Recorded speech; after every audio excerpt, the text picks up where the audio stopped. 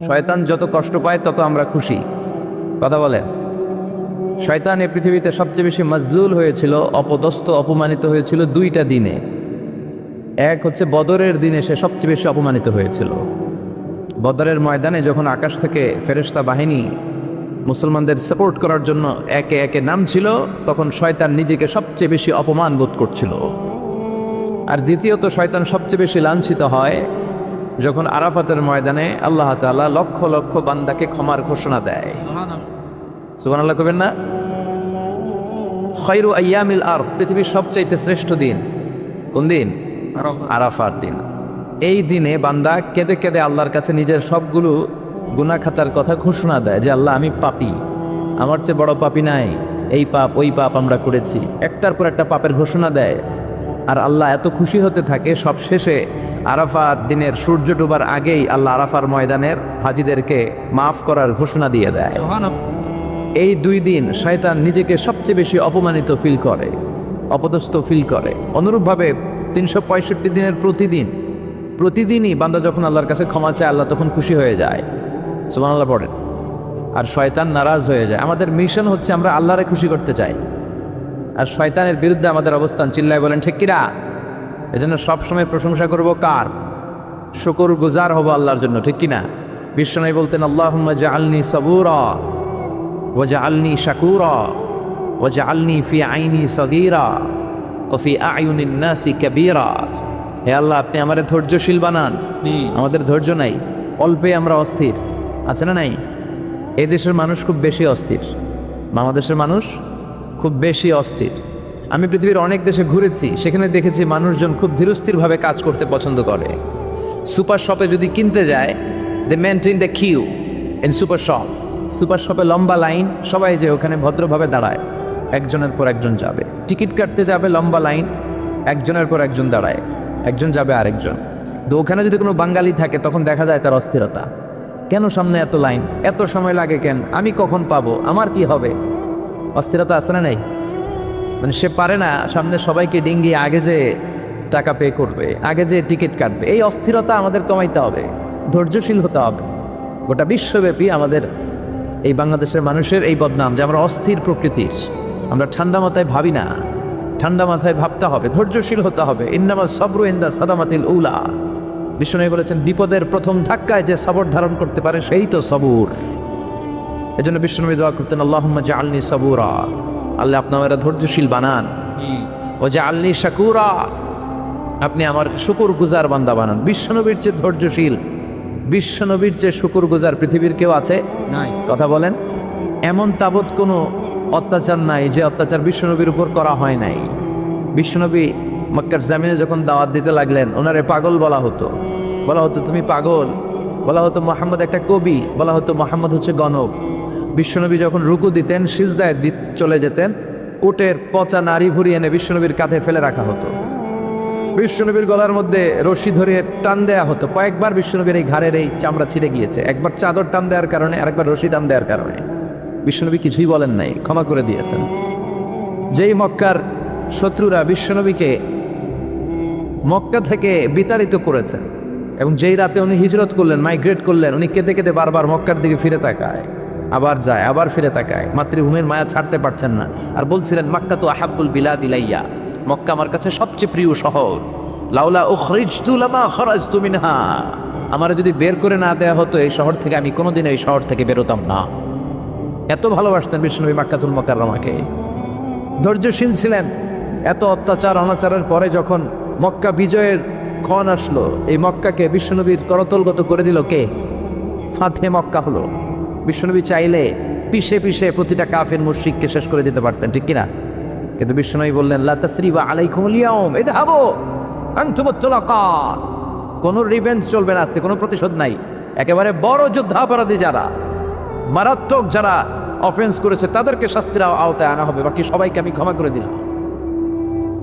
In the long history of the world, there is no instance of magnanimity and forgiveness which was showed by our beloved Prophet Muhammad when all of his enemies laid under his feet and he forgave them one and all.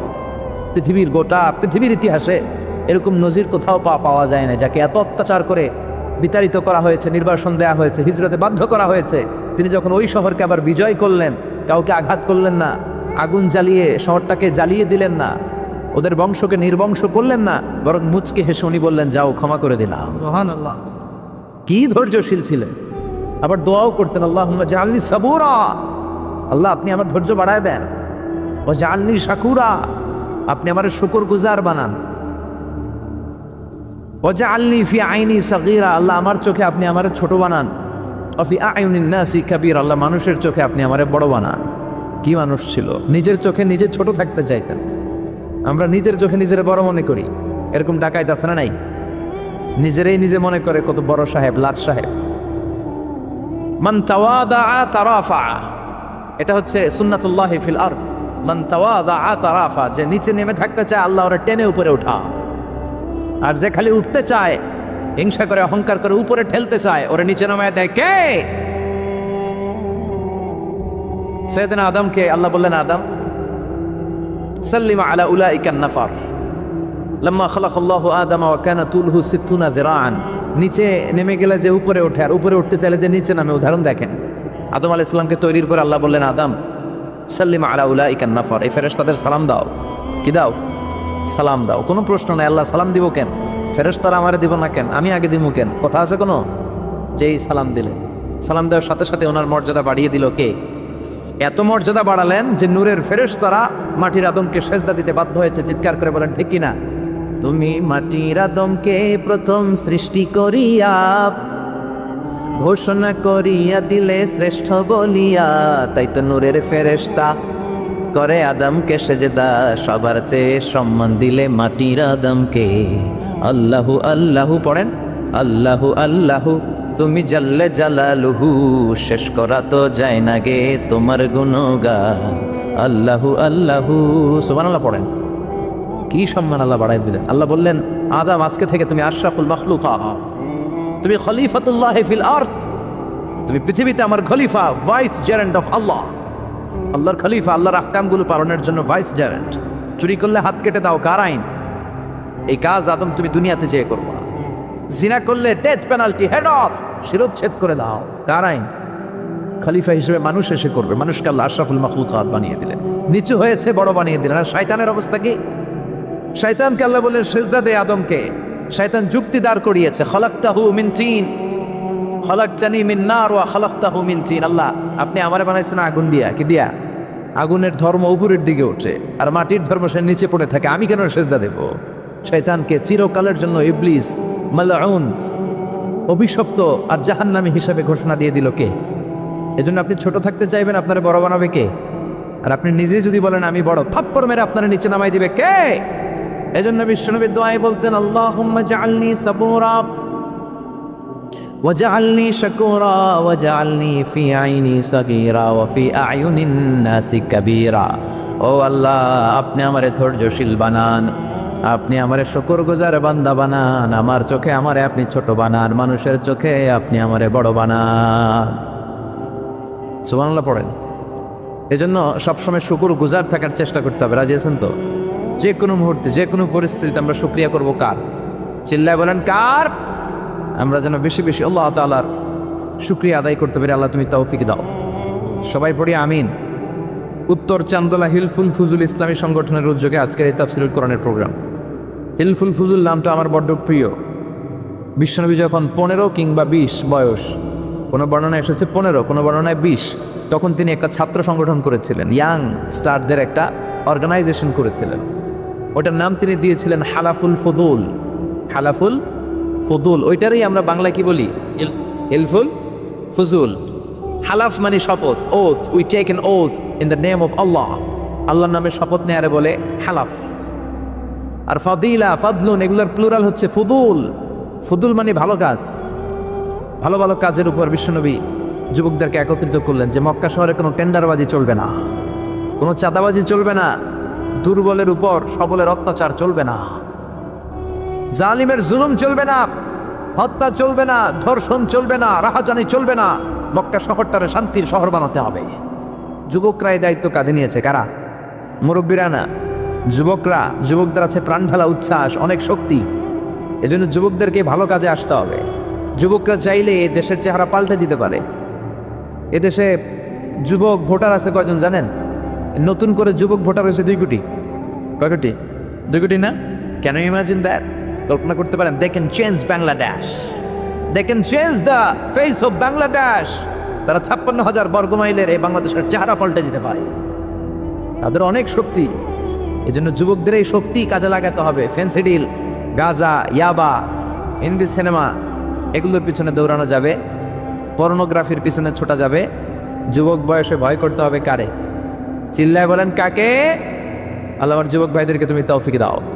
বিশ্বনবী হালাফুল ফুদুল তিনি গঠন করলেন মক্কাতুল মুকাররমাতে। পুরো মক্কা শহরটা শান্তির শহর হয়ে গেল। সুবহানাল্লাহ। আল্লাহ উত্তর চন্দ্রা হিলফুল ফুজুল ইসলামী সংগঠনকে তুমি কবুল করো। আজকের প্রোগ্রামের সভাপতিত্ব করছেন আল্লামা অধ্যক্ষ গোলাম সরোয়ার সাইদি পীর সাহেব আড়াইবাড়ি দরবার। আমার প্রিয় নানা ভাই আলোচনা করেছেন, বয়ান করেছেন। আল্লাহ নানা ভাইকে কবুল করো। নানা ভাইটা একটু ইয়াং হয়ে গেছে না? হ্যাঁ, অনেক জায়গায় লোকজন খুব বিভ্রান্তিতে পড়ে যায়। ঘটনা কি? আপনি নানা হইলেন কবে, নাতনি হইল কবে, আবার জামাই বললেন কবে? তো আমারও বলে যে তুমি যে আমার নানা ভাই বানাইছো, আমি তো এর উত্তর দিতে দিতে কাম সারা। তো আল্লাহ নানা ভাইকে তুমি কবুল করো। তিনি হকের কথা, কোরআনের কথা বলেন। পীর সাহেবদের মুখে এরকম হুঙ্কার দেখা যায় না। কথা কন, এরা থাকে খানকায়, এদের পেট থাকে বড়। সবার কথা বলছি না, বেশিরভাগ কথা বলেন। এই ভণ্ডামি এই দেশে আছে না নাই?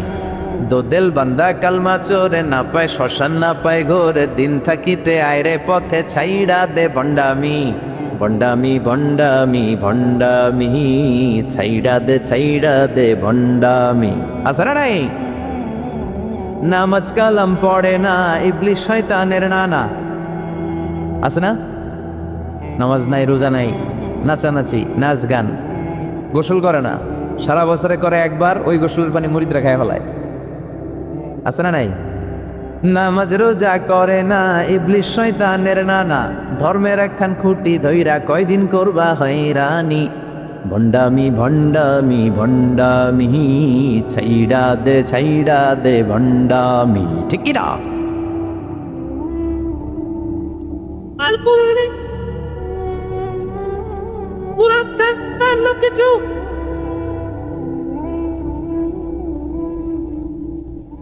তো এই ভণ্ড পীরও পীর, আমার নানা ভাইও পীর। কথা কন, পীরে পীরে পার্থক্য আছে না নাই? পীরে পীরে পার্থক্য আছে। এজন্য পীর চিন্তা হবে। এদেশে এই পাক ভারতে ইসলাম প্রচারে ওলিয়া উলিয়াদের, পীর মাশায়েখদের অবদানের কোনো শেষ নাই। কিন্তু চিন্তা হবে, কষ্টি পাথর দিয়ে যাচাই করে নিতে হবে। কারণ এই পীরের আদলে অনেক ভণ্ড এই বাংলার জমিন আছে না নাই? এই ভণ্ডদের সাথে আমাদের কোনো সম্পর্ক নাই। ওনার দরবারে আলোচনা হয়, সৈয়দ কামালউদ্দিন জাফরি সাহেব যায়, আমরা যাই, দেশ বরেণ্য ওলামায়ে কেরামরা যায়, যারা হকের কথা বলে, যারা কোরআন সুন্নাহর আলোকে বলে। কোনো ভণ্ডামি নাই। যাবেন, প্রতি বছর যাবেন। আল্লাহ আজকে সভাপতিকে তুমি কবুল করো। তারপরে আজকে কথা বলেছে মাওলানা রফিকুল ইসলাম ভুইয়া সাহেব, আমাদের সভাপতি সিরাতুন নবী ফাউন্ডেশনের চান্দোলার না? রফিক ভাইয়ের জিনানে এমন কেউ নাই, এজন্য আর কিছু বলতেছি না তার নামে। আল্লাহ রফিক ভাইরা তুমি কবুল করো। গোলাম কবির চৌধুরী আল আজহারি আসতে পারে নাই, আমার বন্ধু মানুষ, একসাথে পড়াশোনা করেছি। এরপর আমার এক মিতা মিজানুর রহমান আতিকি আমার আগে আলোচনা করেছে, আল্লাহ তাকেও তুমি কবুল করো। সালাত নিয়ে কথা বলতেছিলেন।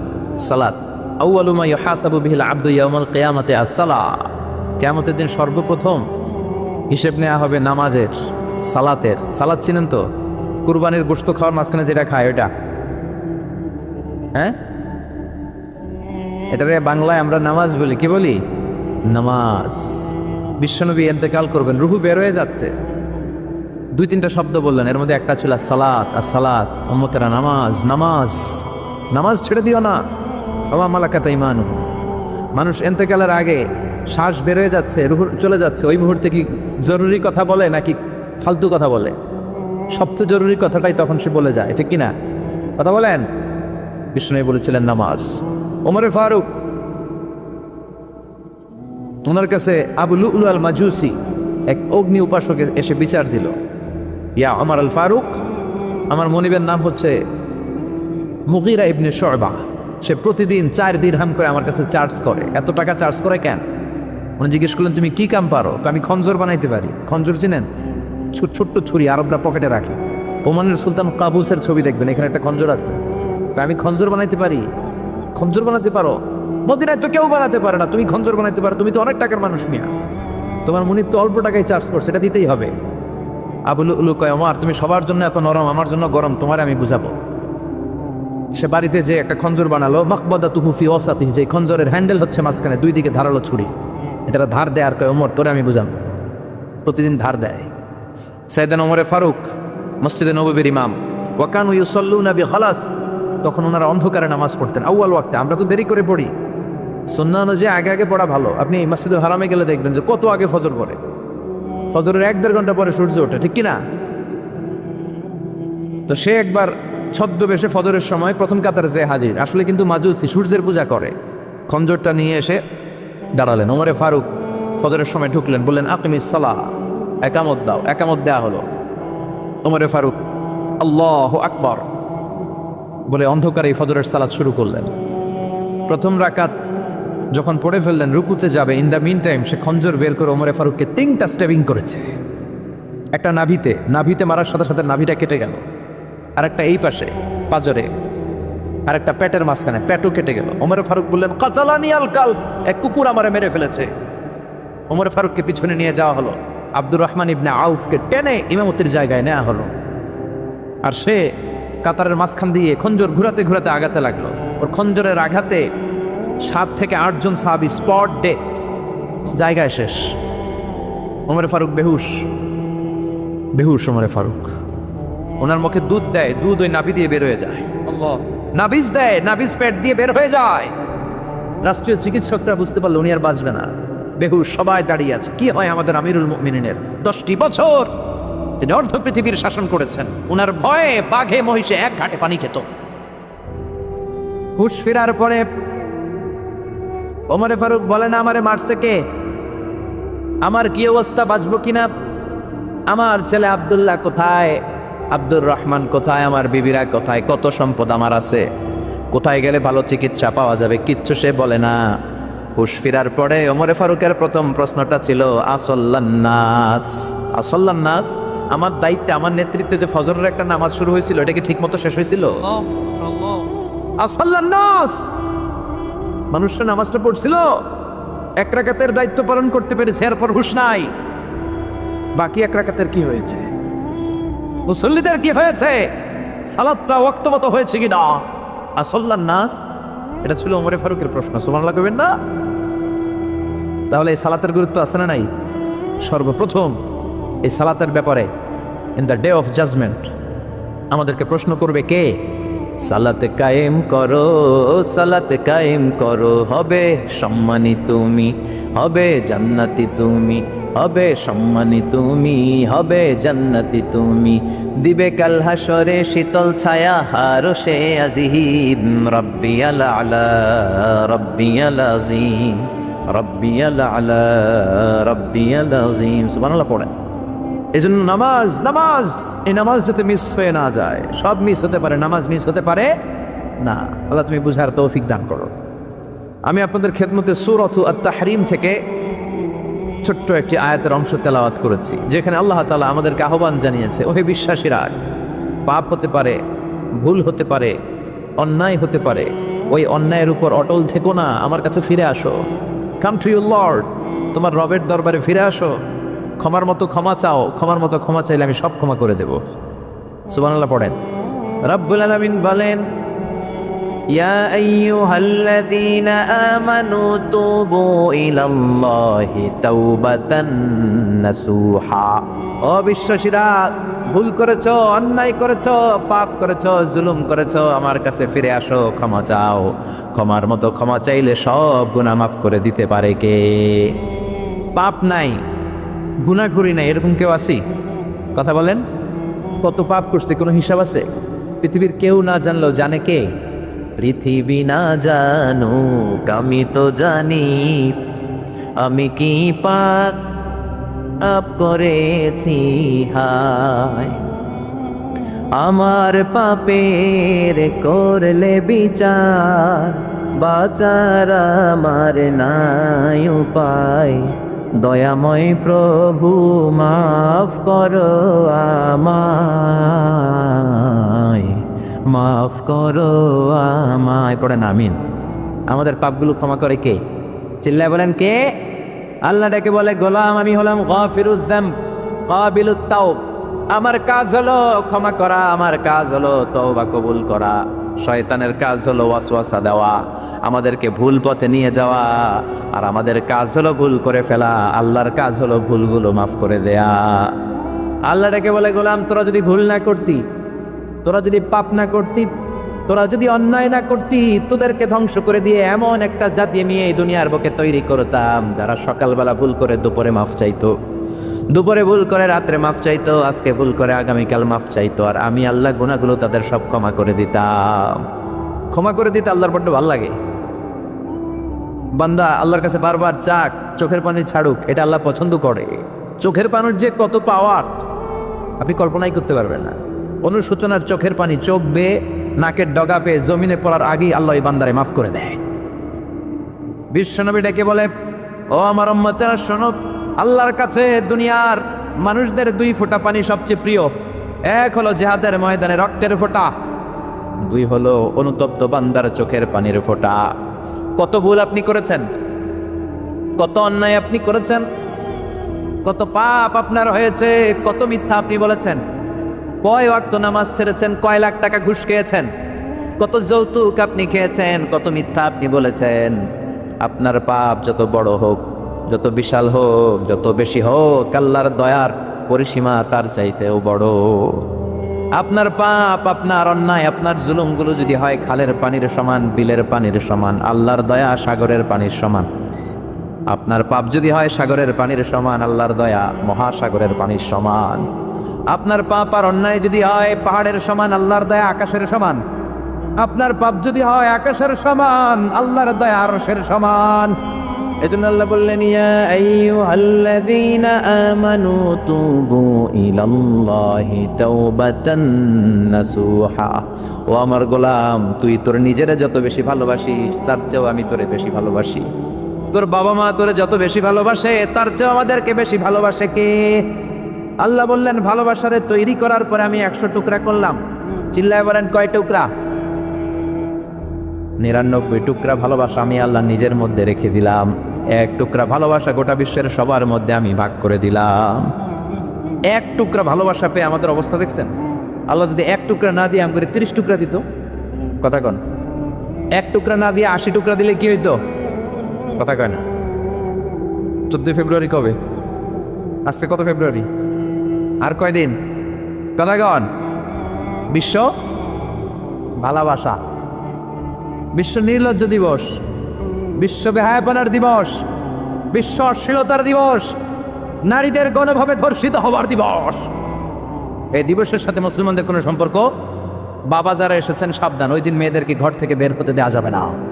ভাই যারা এসেছে বোনদেরকে সামনে রাখো, ওই দিন ঘর থেকে বের হতে দেওয়া যাবে না। যেই মাদের বোনদের কানে আমার মাইকের আওয়াজ যায়, খবরদার, ওই দিনটা যেন কোরআন তেলাওয়াত আর আল্লাহর জিকির করতে করতে কাটে, তা না হলে সব শেষ। ওই দিন যারাই উল্টাপাল্টা করবে, ওই মেয়েগুলো ওদের বদ হজম হবে, হজম করতে পারবে না, কদিন পরে বমি বমি ভাব হবে। কথা কন, কথা কন। এজন্য খবরদার, কোনো মুসলমান ঘরের মেয়ে, কোনো মুসলমান ঘরের ছেলে 14 ফেব্রুয়ারি এই ওয়ার্ল্ড ভ্যালেন্টাইন দিবস পালন করতে পারে? এগুলোর সাথে আমাদের সম্পর্ক নাই। যাদের মধ্যে কোনো ভালোবাসা নাই, মিল মোহাব্বত নাই, তারা বছরে একটা দিন দেখানোর জন্য পালন করে। আমাদের সারা বছরই তো ভালোবাসা। কথা কন। রাসূল আমার ভালোবাসা, রাসূল আমার আলো আশা, রাসূল আমার প্রেম বিরহের মূল আলোচনা, রাসূল আমার কাজে কর্মের অনুপ্রেরণা। ঠিক কিনা? আমার নবীর জন্য আমার ভালোবাসা আছে না নাই? আমার রবের জন্য আমার ভালোবাসা আছে না নাই? আমার মা বাবার জন্য ভালোবাসা আছে না নাই? সবার জন্য সবার ভালোবাসা আছে না নাই? আমগো দিবস লাগবো কেন? আজকেও তো আমগো ভালোবাসা দিবস। কথা কন। যদিও এখন দিবস না, রজনী। আজকে তো আমাদের চান্দোলাতে ভালোবাসা রজনী। কথা কন। প্রতি মুহূর্তে আমাদের ভালোবাসা, এই জন্য আমাদের ডেট পালন করা লাগে না। আমরা সব সময় সবারই ভালোবাসি। চিল্লায় বলেন ঠিক কিনা? এই জন্য আল্লাহ ডেকে বললেন, গোলাম আমি যে তোদের কত ভালোবাসি তোর ধারণা নাই। চোখের পানি ছাড়, গুনার কথা স্মরণ কর, তওবা কর। তওবার মতো তওবা করলে সব গুনাহ মাফ করে দিতে পারে কে? বিশ্বনবী বলে, আমার কোনো গুনাহ নাই, তারপরেও প্রতিদিন 70 বারেরও বেশি আমি তওবা করি। আল্লাহে ইন্নী আস্তাগফিরুল্লাহ ওয়া আতুবু ইলাইহি আকসার মিন 70 মাররা। Could you imagine that?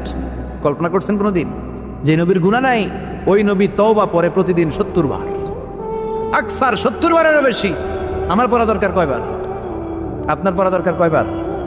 বিশ্বনবী 70 বারের বেশি বলে আমাদের পড়া দরকার কয়বার? আর আমরা প্রতিদিন পড়ি কয়বার? কথা কন। আমাদের ভুল হবে, ভুল হতে সমস্যা নাই, ভুল হওয়াই মানুষের স্বভাব, কিন্তু ভুল হওয়ার পরে ভুলের উপর অটল থাকা যাবে না। শয়তান আর মানুষের মধ্যে এই মৌলিক পার্থক্য। শয়তান ভুল করে ভুলের উপরই আছে, ঠিক কিনা? ক্ষমা চায় নাই, কিন্তু আমরা সকালে ভুল করলে দুপুরে মাপ চাই কার কাছে? 19 সালে ভুল করলে 20 সালে মাপ চাই কার কাছে? মৃত্যুর আগ পর্যন্ত আমরা ক্ষমা চাইলে ক্ষমা করে দিবে কে? সব সময় 24/7 তওবার দরজা খোলা, দুইটার সময় ছাড়া। ভালো করে মনে রাখবেন, মুখস্থ ঠোঁটস্থ যেন থাকে। দুইটার সময় তওবা কবুল হয় না। চিৎকার করে বলেন কয় সময়? এক হলো বাদাল গারগারা, গারগারানি যখন আসে, মালাকুল মাউত যখন চলে আসে, মালাকুল মাউতরে যখন দেখে ফেলবেন তখন তওবা কবুল হবে নাকি? কথা কন। ফেরাউনের নাম শুনছেন? ওরা যখন আল্লাহ লোহিত সাগরে ডুবাইয়া পানি খাওয়াইতে লাগলো, পানি খাইতে খাইতে পেটটা হয়েছে এত বড়, আর পানি খাইতে পারে না। এরপর হাত তুলে কয় আনা মিনাল মুসলিমিন। কোরআনের আয়াত, আনা মিনাল, হাত তুলে কয় আমি মুসলমান। ফেরাউন নাই বলে মুসলমান, আমরা যাবো কই? কথা কহ। ফেরাউন হাত তুলে কয় আনা মিনাল মুসলিমিন। আল্লাহ কয় টাইম ইজ আপ, দেরি করছস। অনেক সময় দিলাম, অনেক সুস্থ রেখেছি, ক্ষমতা দিয়েছি, দাপট দিয়েছি, তখন যদি ঘাটটা নত করে, মাথাটা নত করে একবার ক্ষমা চাইতি, ফেরাউন তোরেও ক্ষমা করে দিতাম। কিন্তু সময় শেষ হওয়ার পরে আমি মুসলমানদের অন্তর্ভুক্ত বললে কোনো লাভ হবে নাকি? আল্লাহ বললো সময় নাই, সময় শেষ। কারণ মুসা আলাইহিস সালামের চাচাতো ভাই অনেক দাওয়াত দিল, জাকাত দে। কারণ জাকাত দিব না, এই সম্পদ আমি কামাইছি, আল্লাহ দেয় নাই। মুসা আলাইহিস সালাম বললেন তাহলে আযাবের অপেক্ষা কর, আযাব চলে আসলো। আল্লাহ বললেন মুসা সেফ জোনে যাও, সরো, এখনই আযাব। ফাখাসাফনা বিহি ওয়া বিদারিহিল আরদ, পুরো ফাইয়ুমের জমিনটার আল্লাহ কাঁপিয়ে দিলেন, আর কারুনকে সহ পুরো সম্পত্তি তার জামিনের ভিতরে দাবিয়ে দিলেন। হাঁটু পর্যন্ত কারুন দেবে যায়, ভাবছে উঠে যাবে। কোমর পর্যন্ত দেবে যায়, ভাবছে উঠে যাবে। গলা পর্যন্ত যখন দেবে যায় আর সুযোগ নাই। কই মুসা আমার সব সম্পত্তি তোরে আর তোর আল্লাহরে দিয়া দিলাম, আমারে বাসা, আমারে সব সম্পত্তি তোর আর তোর আল্লাহর, আমারে খালি বাসা, চাচা আপন প্রাণ। আল্লাহ বলে সময় শেষ। তার মানে বাদাল গারগারা তওবা কিন্তু আর কবুল হয় না। এই হলো একটা। নাম্বার 2, বাদা তুলুই শামসি মিন মাগরিবিহা, প্রতিদিন চাঁদোলাতে সূর্য কোন দিক দিয়ে ওঠে? কথা কয় না? পূর্ব দিকে। কিয়ামতের আগ দিয়ে সূর্য আর পূর্ব দিকে উঠবে না, পশ্চিম দিক থেকে উঠবে। যেদিন প্রভাতে পশ্চিম দিক থেকে সূর্য উঠবে, ওই দিন থেকে তওবার দরজাটারে বন্ধ করে দিবে কে? তার আগ মুহূর্ত পর্যন্ত জীবনে যত গুনাহ করেছি, অন্যায় করেছি, চোখের পানি ছেড়ে ক্ষমা চাইলে ক্ষমা করবে কে? শয়তান আল্লাহরে চ্যালেঞ্জ দিছে, আল্লাহ তুমি আমার জাহান্নামে পাঠাবা, আমিও তোমার বান্দা করে লয়ে একসাথে জামাতে ঢুকমু। একা ঝুঁকবো না, একা যাব না, তোমার বান্দাদেরকে সবগুলোর জাহান্নামী বানাইয়া তারপরে ঢুকমু। তোমার চ্যালেঞ্জ দিলাম, একটারও জান্নাতে ঢুকাইতে পারবা? আল্লাহকে তুই আমার চ্যালেঞ্জ দিলি? আমি তো সব রাজার বড় রাজা, মহারাজা, আমার চ্যালেঞ্জ দেশ, এত সাহস পাইলি কই? তুই আজীবন ওয়াসওয়াসা দিয়ে পাপ কাজ করাবি, একদিন তাফসীর মাহফিলে এসে আমার বান্দা ক্ষমা চাবে, আমি মাফ করে দেবো, তুই কি করবি? আজীবন অন্যায় করবে, আজীবন পাপ করবে, জুলুম করবে, একদিন চোখের পানি ছেড়ে আমার কাছে কান্নার মতো কান্না করলে আমি সব গুনাহ মাফ করে দেব। এজন্য আল্লাহ বললেন ইয়া আইয়ুহাল্লাযীনা আমানু তুবু ইলাল্লাহি তাওবাতান নাসুহা। ভুল করেছো, তওবা করো, মাফ করবে কে? সাইয়েদনা আদম আলাইহিস সালাম ভুল করলেন, দুনিয়ায় এসে শত শত বছর কাঁদলেন, কিন্তু ক্ষমা হয় না। আল্লাহরে বললেন আল্লাহ কি করলে ক্ষমা পাবো বলো? ফাতালাক্কা আদামু মির রাব্বিহি কালিমাতিন ফাতাবা আলাইহি। আল্লাহ বললেন ও আদম তোমার কিছু কালেমা শিখায় দেই, এই কালেমাগুলো দিয়ে আমার কাছে দোয়া করো, ক্ষমা করে দেব। আল্লাহ শিখায় দিলেন ও আদম 2 হাত তুলে চোখের পানি ছেড়ে আমার কাছে পড়ো রব্বানা। পড়েন রব্বানা যালামনা আনফুসানা ওয়া ইল্লাম তাগফির লানা ওয়া তারহামনা লানাকুনান্না মিনাল খাসিরিন। এটা শিখাই দিয়েছিল আল্লাহ। আল্লাহ আমি জুলুম করেছি, অন্যায় করেছি, ভুল করেছি, পাপ করেছি, তুমি যদি ক্ষমা না করো ক্ষমা করার কেউ নাই, ঠিক কি না? আমরাও পাপ করলে এই দোয়াটা পড়ার দরকার আছে না নাই? 5টা শর্ত সাপেক্ষে আমাদের তওবা কবুল করবে কে? তওবা কবুল হওয়ার কিছু শর্ত আছে 5টা। কয়টা? চিৎকার মেরে বলতে হবে, তওবা কবুল হওয়ার শর্ত কয়টা? 1 নম্বরে হচ্ছে আল ইকরা, acknowledgement. You have to give the acknowledgement that you are the greatest sinner on earth. আপনাকে ঘোষণা দিতে হবে যে আপনি পৃথিবীর সবচেয়ে বড় পাপী। এক নম্বর শর্ত, আপনি বলেন যে আল্লাহ আমার চেয়ে বড় পাপী নাই, আকাশের নিচে জমিনের উপরে আমি সবচেয়ে বড় পাপী, এমন কোনো পাপ নাই যেটা আমি করি নাই, ঠিক কিনা? এক নম্বরে পাপের ঘোষণা দেন। দুই নম্বরে আন-নাদাম, নাদাম মানে repentance. You have to be repentant for what you have done. আপনাকে অনুতপ্ত হতে হবে, চোখের পানি ছাড়তে হবে। আল্লাহ আমি লজ্জিত, আল্লাহ আমি নাদান, আমি পিশাচ, আমারে মাফ করে দাও। তার মানে স্বীকার গেলেন কি অন্যায় করেছেন। দুই নম্বরে আপনি অনুতপ্ত হলেন। তিন নম্বরে স্টপ, যেই পাপ করতেছিলেন ওইটা থামান। Stop what you have done, যেটা করতেছিলেন আগে থামান। আপনি সুদ খাইছেন, অনুশোচনা আসলো, মাফও চাইতেছেন, আবার সুদও খাইতেছেন, হবে? আপনি ঘুষ খেয়েছেন, তওবা শুরু করলেন, আবার ঘুষও খেয়ে যাচ্ছেন, হবে? থামেন, স্টপ। তিনটা গেল। চার number, to hate what you have done, ঘৃণা করতে হবে। যেই পাপটা করেছেন মন থেকে, ওই পাপটাকে ঘৃণা করতে হবে। পাঁচ নাম্বার শর্ত হচ্ছে to determine that you never repeat this sin again in your life. আল্লাহর ওয়াদা দেন, কমিটমেন্ট দেন যে আল্লাহ আমার জীবনে পারতপক্ষে এই পাপ জীবনেও করবো না। চিৎকার করে বলেন ঠিক কিনা? তার মানে আপনি স্বীকার যান, তারপরে আপনি অনুতপ্ত হবেন, যে পাপ করেছেন থামিয়ে দিবেন, পাপটারে মন থেকে ঘৃণা করবেন, আর আল্লাহরে ওয়াদা দিবেন আল্লাহ আর করবো না। এই পাঁচটা শর্তের আলোকে তওবা করলে জীবনের সব গুনাহ মাফ করে দিবে কে? এজন্য আল্লাহ বললেন, ইয়া আইয়ুহাল্লাযীনা আমানু তুবু ইলাল্লাহি তাওবাতান নাসুহা। তওবার মতো তওবা করো, সব গুনাহ মাফ করতে পারে কে? তওবা করবেন তো? রাজি আছেন? কবে করবেন? এই মুহূর্তে তওবা করলাম, এই মুহূর্তে আল্লাহর কাছে ক্ষমা চাই, আল্লাহ জীবনের সব গুনাহ মাফ করে দাও। আমাদের দেশে তওবা করার জন্য হুজুর লাগে, কথা কন? পিসা হুজুর, বড় হুজুর, ছোট হুজুর, হাফেজ সাহেব লাগে না? হাফেজ সাহেব, ইমাম সাহেব, এদের ছাড়া নাকি তওবা হয় না। না, এটা ভুয়া কথা। আপনি অনুতপ্ত হন, আপনি চোখের পানি ছাড়েন, আপনি আপনার রবরে বলেন, ক্ষমা করে দিবে কে? ইমাম সাহেব আসতে হবে, শর্ত না। পীর সাহেব হুজুর এসে হুজুরের হাতে হাত রেখে তওবা পড়তে হবে, শর্ত না। আপনার রবরে ডেকে চোখের পানি ছেড়ে ক্ষমা চান, ক্ষমা করবে কে? আর প্রতিদিন শতবার পড়তে থাকবে আস্তাগফিরুল্লাহ। আওয়াজ করে সবাই পড়েন আস্তাগফিরুল্লাহ, আর জোরে পড়েন আস্তাগফিরুল্লাহ। ইসলাম দিয়েছে মাহার। ওয়াহাতুন নিসা সাদুকাতিহিন্না নিহলা, সন্তুষ্ট চিত্তে স্ত্রীকে মাহার দাও, সাদুকাত দিয়ে দাও। শয়তান এসে এই মাহারকে ডিলিট করে ঢুকাইছে যৌতুক, ঠিক কিনা? একটা বর, মুসলিম বর কেমন করে যৌতুক দাবি করে? একটা কন্যা হচ্ছে বাবার জন্য তার কলিজা। আমার দুই মেয়ে আছে, আমি জানি। তো মেয়েকে দিল মানে তো বাবা তার কলিজাটাই ছিঁড়ে দিও। তো আপনি শ্বশুরের কলিজা নিয়ে আসছেন, আর কি চান? যৌতুক খাওয়া এটা ভয়ঙ্কর ধরনের অপরাধ। যৌতুক খাওয়ার চেয়ে কুকুরের গোশত খাওয়া ভালো, কারণ কুকুরের গোশত খেলে একটা গুনাহ, হারাম খাওয়ার গুনাহ, আর যৌতুক খেলে ডবল গুনাহ। একে তো যৌতুক খাওয়া হারাম, হারাম খাওয়ার গুনাহ। দুই হচ্ছে শ্বশুরের উপর জুলুম করার গুনাহ।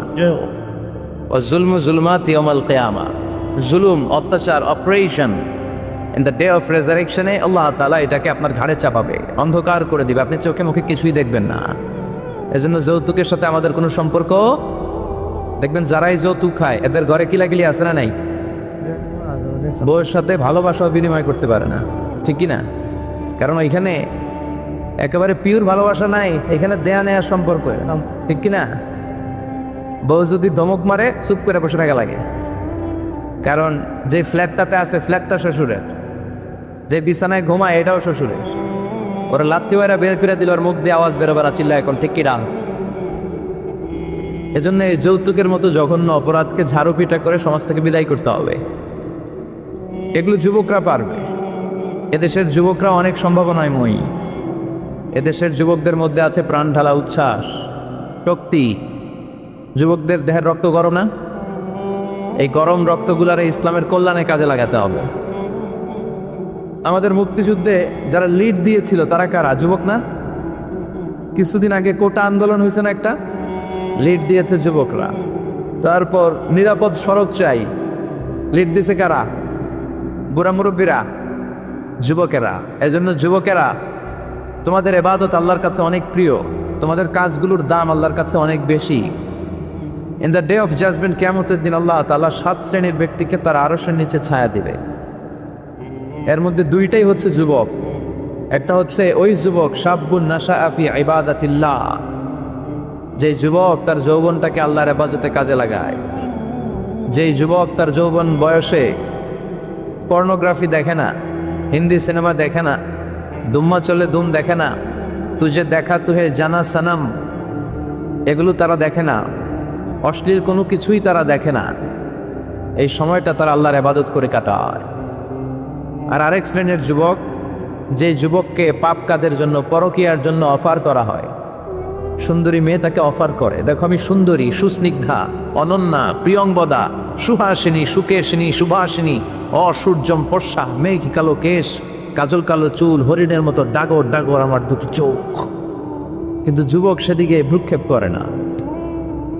ওই যুবক বলে, ইন্নী আখাফুল্লাহ, আমি একজনকে ভয় পাই। তিনি কে?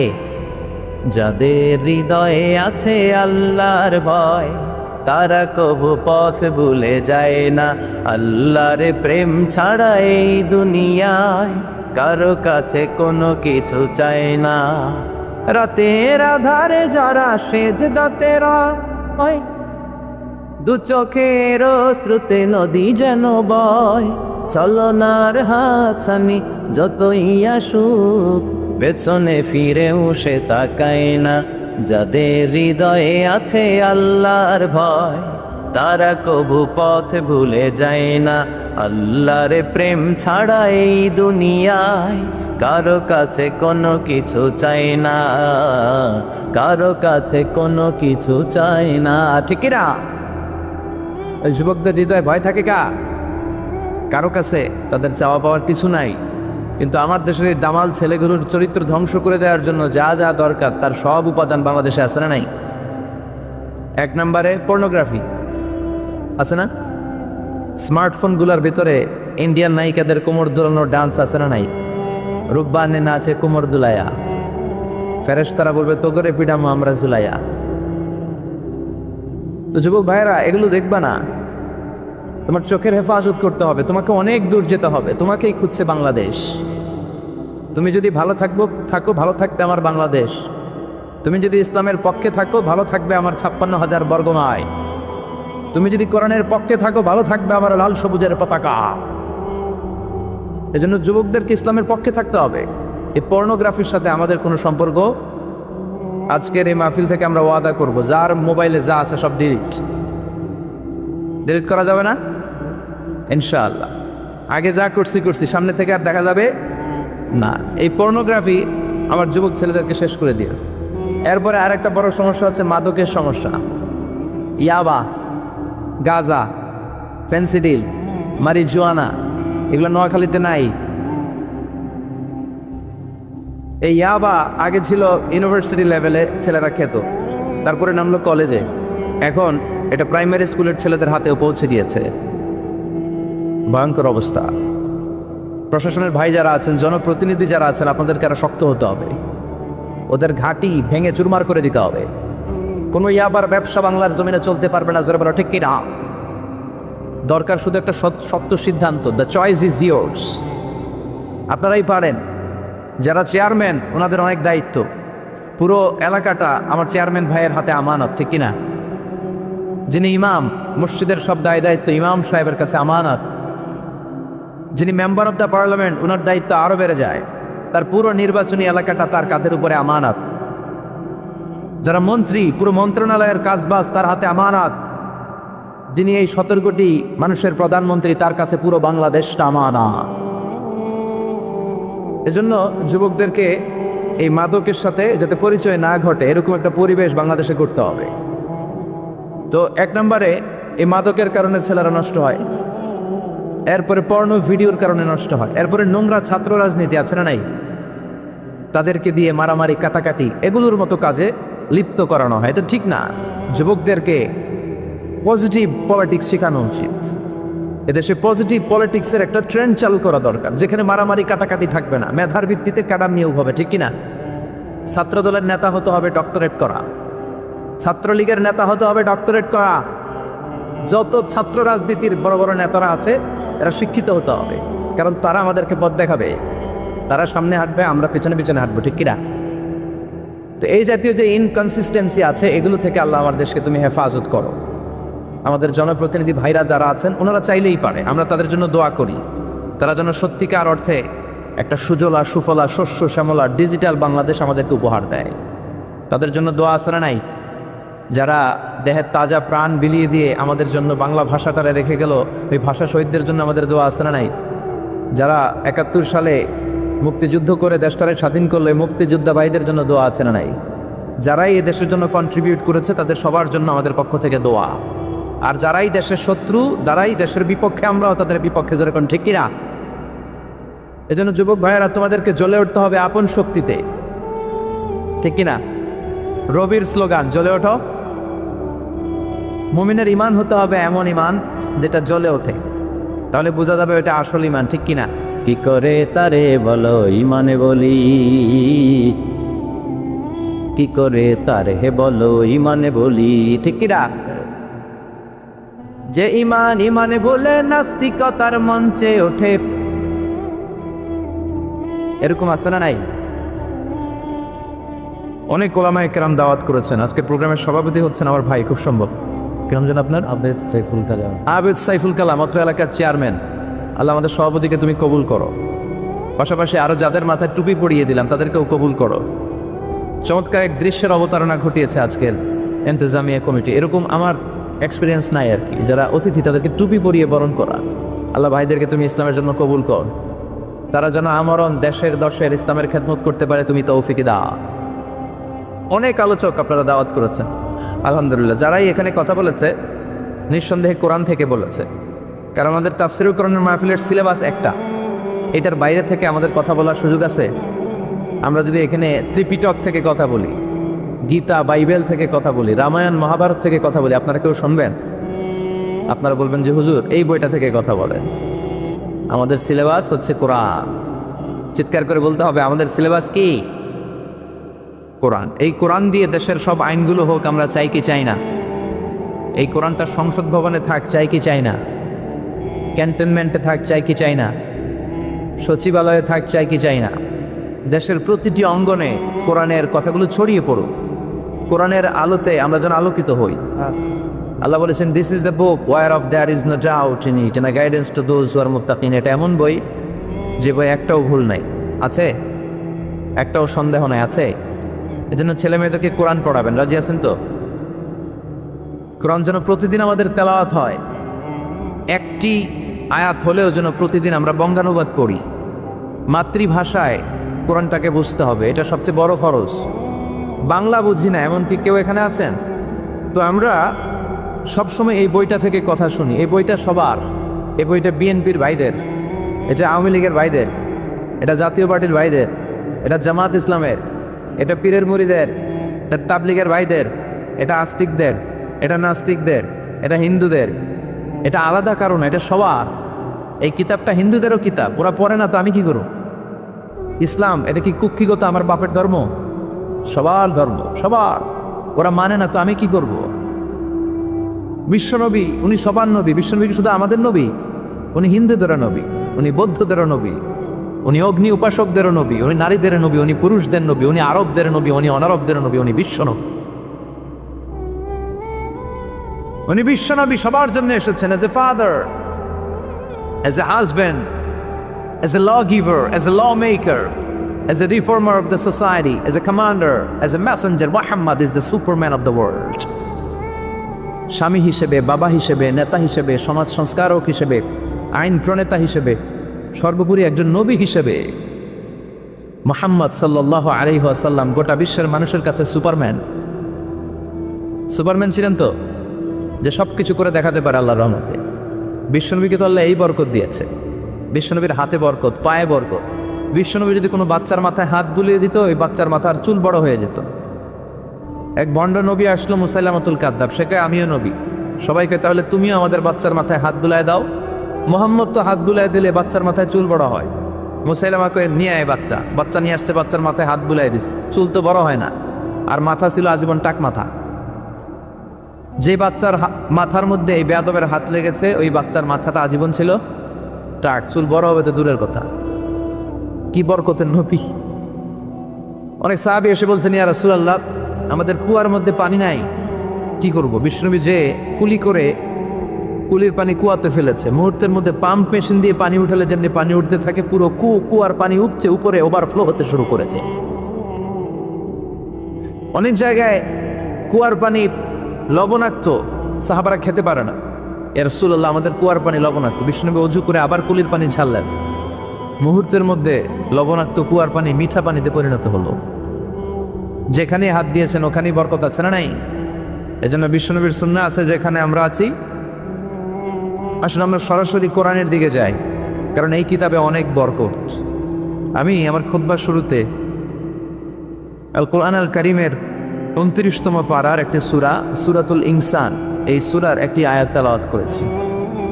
এই সূরার আলোকে আজকে এই চমৎকার রজনীতে আমরা কিছু কথা শুনবো ইনশাআল্লাহ। পড়েন। এখন যেমনি আপনারা চুপচাপ, শেষ পর্যন্ত চুপচাপ থাকবেন তো, নাকি ওঠা বসা করবেন না? তাহলে আদব নষ্ট হবে। আদব নাই তো কিচ্ছু নাই, আদব আছে তো সব আছে, ঠিক কিনা? সূরার নাম হচ্ছে সূরাতুল ইনসান। সবাই বলেন সূরার নাম, আরো জোরে বলেন। ইনসান 29তম পারায় অবস্থিত। কোন পারায়? 31টা আয়াত। কয় আয়াত? এই সূরাটা মাক্কি সূরা। কি সূরা? বিশ্বনবীর জীবনে 2টা পর্ব, একটা মাক্কি পর্ব আর একটা মাদানী পর্ব। হিজরতের আগে যে সূরা নাজিল হয়েছে এগুলো মাক্কি, হিজরতের পরে যা নাজিল হয়েছে এগুলো মাদানী। এটা বিশ্বনবীর হিজরতের আগে নাজিল হওয়ার সূরাগুলোর অন্তর্ভুক্ত, ঠিক কিনা? ঠিক এতটুকু কথাবার্তা ক্লিয়ার না? এবার আসলে সামনে যাই। সূরাতুল ইনসানই শুধু সূরাতুল ইনসানের নাম নয়, এছাড়াও এ সূরার আরেকটা নাম আছে, সে নামটা হচ্ছে সূরাতুদ দাহার। হাফেজ আছো কারা কারা? দেখি হাত তোলো। অনেক আছে, মাশাআল্লাহ মাশাআল্লাহ। তো কিছু কিছু কোরআনে এই সূরাটার নাম লেখা থাকে সূরাতুল ইনসান, কিছু কিছু জায়গায় লেখা থাকে সূরাতুদ দাহার, হিনুম মিনাদ দাহার।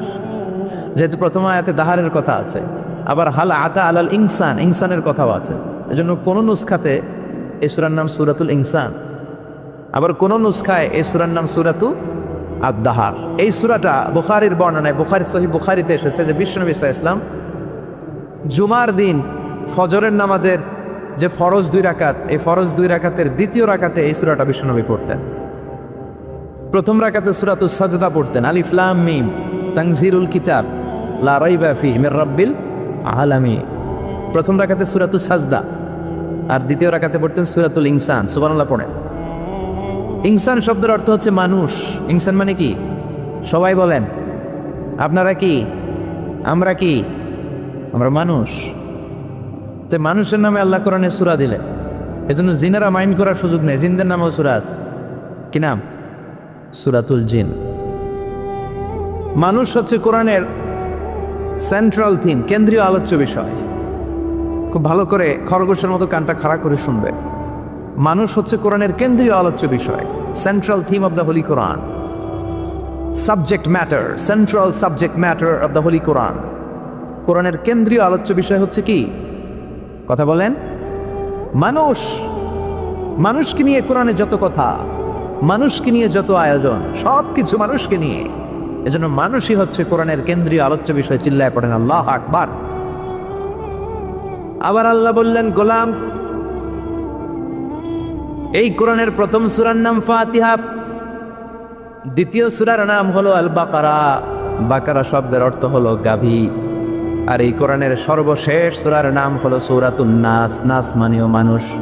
আল্লাহ বুঝাতে চাইলেন, কোরআন শুরু করেছি প্রাণীর নামে একটা সূরা দিয়ে, আর কোরআনটারে শেষ করেছি মানুষের নামে একটা সূরা দিয়ে।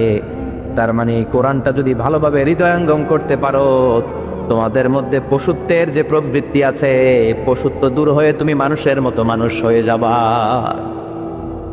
কোরআন পড়লে আপনার মধ্যে পশুত্ব থাকবে না, আপনি মানুষ হবেন, মানুষের মতো মানুষ। কিসের মতো? এই পৃথিবীতে মানুষ হওয়া সবচেয়ে কঠিন, মানুষের বড় অভাব। অনেকে বলবেন, কি বললেন হুজুর, পৃথিবীতে প্রায় 600 কোটি মানুষ, আর আপনি কোন মানুষের অভাব? আসলে 600 কোটি যা দেখা যায় এগুলো মানুষ না, এগুলো জনসংখ্যা। এজন্য বলা হয় বাড়ছে জনসংখ্যা, কমছে মানুষ। বাড়ছে কি? কমছে কি? মানুষ সব মানুষ হতে পারে নাই, মানুষ হওয়া বড় কঠিন। এই কোরআন এসেছে মানুষের মতো মানুষ বানাতে। গরুর পেট থেকে যদি কিছু বেরোয় আমরা ওইটার বলি গরু, ছাগলের পেট থেকে বেরোলেই ওটা ছাগল হয়ে যায়, কিন্তু মানুষের পেট থেকে বেরোলেই ওটা মানুষ হয় না, ওটার মানুষ বানাইতে হয়, ওইটাকে মানুষ করতে হয়, তাই না? আবার ছাগলকে কেউ কোনোদিন বলে না